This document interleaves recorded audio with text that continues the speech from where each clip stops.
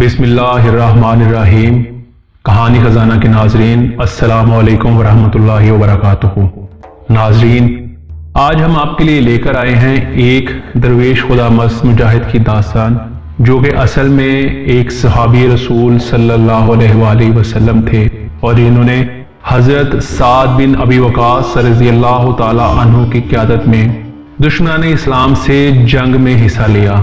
یہ سن 14 ہجری کی بات ہے کہ جب ایرانی سپہ سالار رستم کی قیادت میں 82,000 کافر فوجیں جمع ہوئیں، جبکہ دوسری طرف مجاہدین اسلام جن کی کل تعداد 7 یا 8,000 تھی، ان سے لڑنے کے لیے ایرانی سرحد پر قادسیہ کے مقام پر جمع ہوئے۔ رستم نے مسلمانوں کے سپہ سالار حضرت سعد بن ابی وقاص رضی اللہ تعالیٰ عنہ کے پاس یہ کہہ کر اپنا ایک ایلچی بھیجا کہ آپ اپنے فوجیوں میں سے کسی کو اپنا نمائندہ بنا کر میرے پاس بھیجو تاکہ اس سے تبادلہ خیال کروں۔ حضرت سعد بن ابی وقاص رضی اللہ تعالیٰ عنہ نے اس کے جواب میں ربیع بن عامر رضی اللہ تعالیٰ عنہ کو روانہ کیا، جو 30 سالہ جوان تھے اور ایک درویش خدا مست تھے۔ آپ نے ان سے فرمایا کہ جاؤ اور اپنی وضاقتہ میں کچھ تبدیلی نہ کرنا، کیونکہ ہم ایسی قوم ہیں کہ جن کو اللہ تعالیٰ نے اسلام کے ذریعے عزت و شان بخشی ہے۔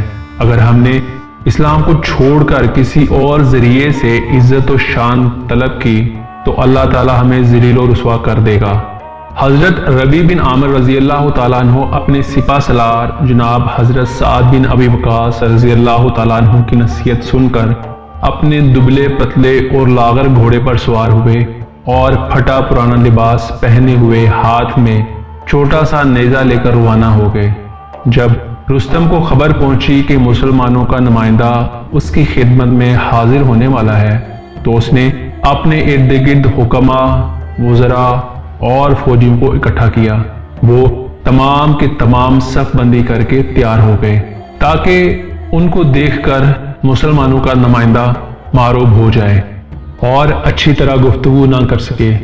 اس کے علاوہ مسلم نمائندے کی آمد کی خبر سن کر رستم نے اپنی مجلس کو سونے کے تاروں سے، کڑھے ہوئے تکیوں اور ریشم کی مسندوں سے سجایا اور قیمتی یاقوت و جواہرات سے مزین تاج پہنے ہوئے سونے کے تخت پر جلوہ افروز ہوا۔ جب حضرت ربیع بن عامر رضی اللہ تعالیٰ عنہ وہاں پہنچے تو رستم نے اپنے فوجیوں اور وزیروں کو انہیں اندر لانے کا حکم دیا۔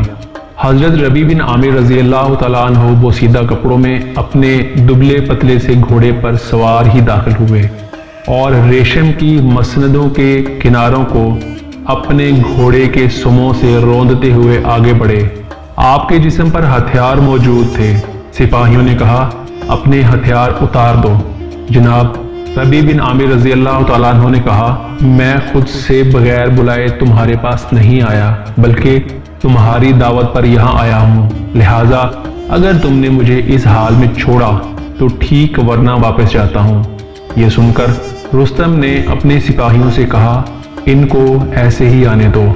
حضرت ربیع بن عامر رضی اللہ تعالیٰ عنہ مسندوں کے اوپر اپنے نیزے پر ٹیک لگاتے ہوئے اور اکثر مسندوں کو نیزے سے پھاڑتے ہوئے داخل ہوئے تاکہ رستم اور اس کے سپاہیوں کے سامنے یہ ظاہر کریں کہ یہ دنیا انتہائی حقیر و ذلیل ہے، اور اس کی حقارت اور ذلت کے لیے یہی دلیل کافی ہے کہ اللہ تعالیٰ نے دنیا کے ناز و نم اپنے ایک کافر بندے کے حوالے کر دیے ہیں، جبکہ دوسری طرف مسلمانوں کے سپہ سالار جناب حضرت سعد بن ابی وقاص رضی اللہ تعالیٰ عنہ کا یہ حال تھا کہ وہ زمین پر بغیر کسی بچھونے کے سو جاتے تھے۔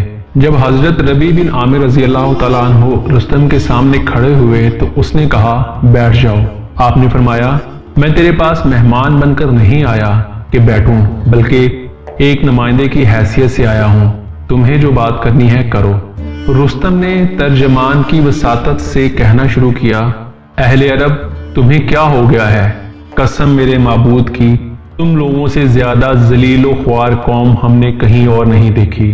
رومیوں کی اپنی ایک تہذیب ہے، اہل فارس کی اپنی ایک تہذیب ہے، یونان کی اپنی ایک تہذیب ہے، ہندوستانیوں کی اپنی ایک تہذیب ہے، مگر تم اہل عرب جھگڑالو اور ضدی لوگ ہو، بکریوں اور اونٹوں کو ریگستانوں میں دوڑانے والے ہو۔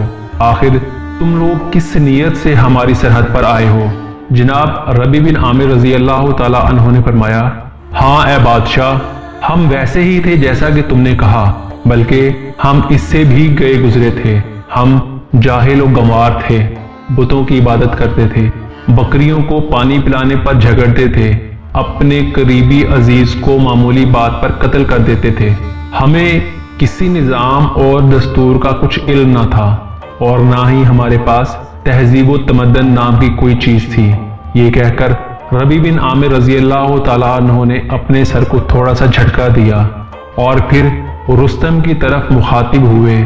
ان کی آواز بلند ہو گئی اور وہ کہہ رہے تھے، لیکن اللہ تعالیٰ نے ہمیں تمہارے پاس اس لیے بھیجا ہے کہ ہم بندوں کو بندوں کی بندگی سے نکال کر اللہ کی بندگی کی طرف لے جائیں، دنیا کی تنگی اور پریشانی سے نکال کر آخرت کی وسعت اور فراوانی کی طرف لے جائیں، اور مختلف مذاہب کے مظالم سے نکال کر اسلام کے عدل و انصاف کی طرف لے جائیں۔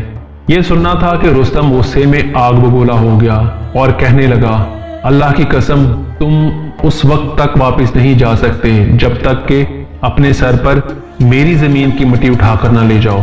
رستم نے حکم دیا کہ ان کے سر پر مٹی کا ٹوکرا رکھ دیا جائے۔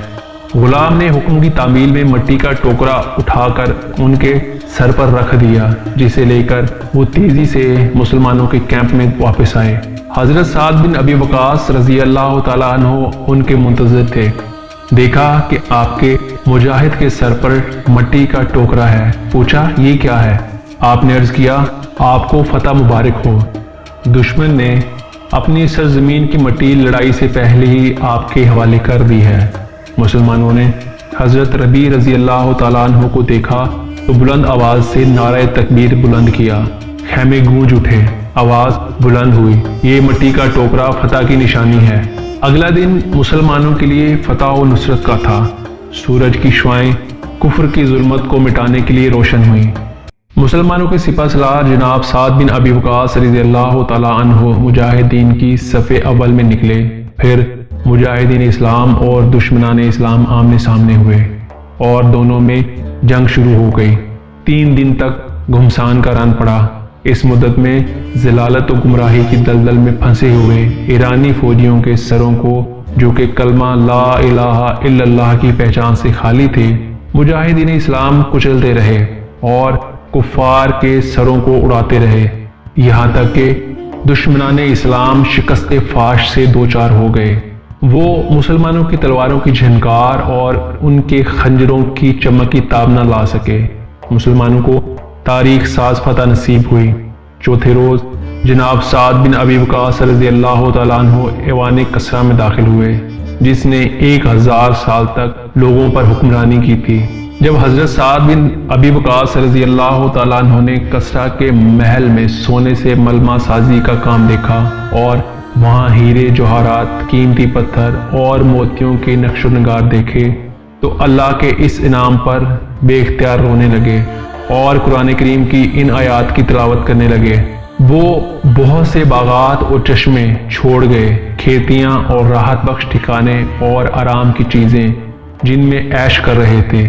اس طرح ہو گیا جس طرح بیان کیا گیا ہے، اور ہم نے ان سب کا وارث دوسری قوم کو بنا دیا، چنانچہ ان پر آسمان و زمین روئے، نہ ہی انہیں مہلت ملی۔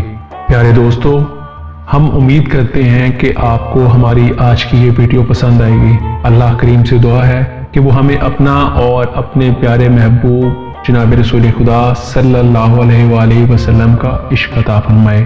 آمین یا رب العالمین۔